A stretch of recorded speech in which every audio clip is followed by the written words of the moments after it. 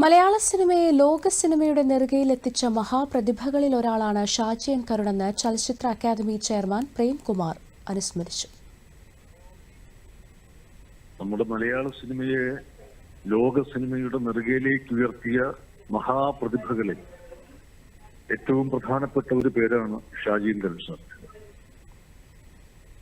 അദ്ദേഹം ഒരു സിനിമാ സംവിധായകൻ, അതുപോലെ അദ്ദേഹം ഒരു ഛായാഗ്രാഹകൻ, സിനിമയുടെ എല്ലാ വശങ്ങളെക്കുറിച്ചും ആഴത്തിൽ അറിവുണ്ടായിരുന്ന ഒരു വലിയ സിനിമ ആചാര്യൻ.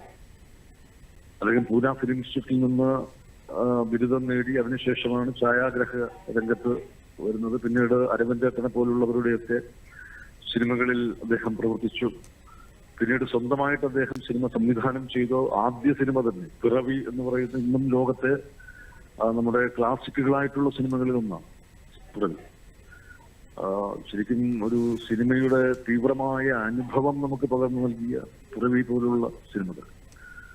ആ സിനിമ ലോകത്തെ ഏറ്റവും പ്രധാനപ്പെട്ട അന്താരാഷ്ട്ര ചലച്ചിത്രമേളകളിലൊക്കെ പ്രദർശിപ്പിക്കപ്പെടുകയും നിരവധി പുരസ്കാരങ്ങൾ അത് കാൻ ഫെസ്റ്റിവൽ ഉൾപ്പെടെ 1989 പിറവി കാൻ ഫെസ്റ്റിവലിൽ പുരസ്കാരം നേടുന്നു. പിന്നീട് തുടർന്ന് ലുക്കാർണ ഫെസ്റ്റിവൽ തുടങ്ങി നിരവധി ഫെസ്റ്റിവലുകളിലൊക്കെ സിനിമ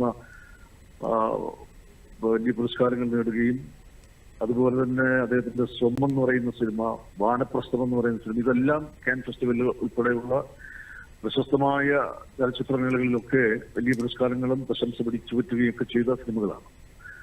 അപ്പോൾ സിനിമയിലെ അദ്ദേഹത്തിന്റെ അത്തരം സംഭാവനകൾ, അതിന് പുറമെ അദ്ദേഹം ഒരു മികച്ച ഒരു സിനിമ